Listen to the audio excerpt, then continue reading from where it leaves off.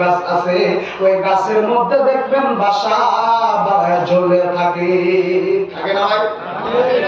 আমার বন্ধুগণ খেয়াল করুন, লক্ষ্য করুন, ছোট একটি বাবুই পাখি তার বাসা এত সুন্দর করে তৈরি করে রে, তার ঘরের ভিতরে যা কিছু আছে দুনিয়ার জামিনে একজন হাজি গাজী ডাক্তার ইঞ্জিনিয়ার, একজন গৃহস্থ, একজন মুফতি সাহেব, ডাক্তার সাহেব, তার ঘরের বিভাস গৃহস্থরে যা কিছু আছে একটা বাবুই পাখির ঘরের ভিতরে তার সব কিছু আছে।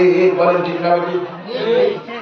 একজন মানুষের ঘরের ভিতরে যা কিছু আছে আল্লাহর মাখলুক ছোট্ট একটি বাবুই পাখি রে, তার ঘরের ভিতরে তার সব কিছুই আছে।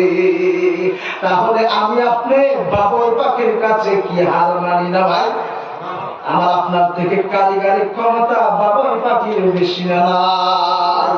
তাহলে বাবুই পাখিকে কেন আমার আল্লাহ রাব্বুল আলামিন দুনিয়ার জমিনে শ্রেষ্ঠত্ব দান করলেন না? আমাকে আপনাকে কেন আল্লাহ শ্রেষ্ঠত্ব দরওয়াজাটা দিয়ে দিলেন? আমার বন্ধুগণ খেয়াল করুন, লক্ষ্য করুন, একটা বাবুই পাখির যদি দুনিয়ার জমিনের মধ্যে এত কনফিডেন্স থাকতে পারে, এতটুকু যদি তার দক্ষতা থাকতে পারে,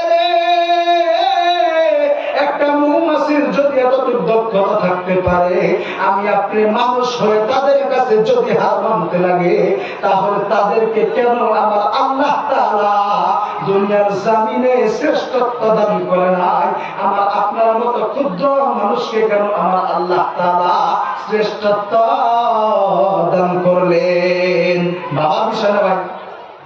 হ্যাঁ, একটা বাবুই পাখি যদি আমার আপনার থেকে সাংঘাতিক সাংঘাতিক ব্রেঞ্জের মধ্যে থাকে, একটা মৌমাছি যদি আমার আপনার থেকে সাংঘাতিক সাংঘাতিক বুদ্ধি যদি তাদের থাকে, তাহলে আমি আপনাকে আল্লাহ তাআলা দুনিয়ার জমিনে যে আসার জন্য আপনার বানালেন, এটা তো তাকেও বানাতে পারতেন, কিন্তু তাদেরকে না বানিয়ে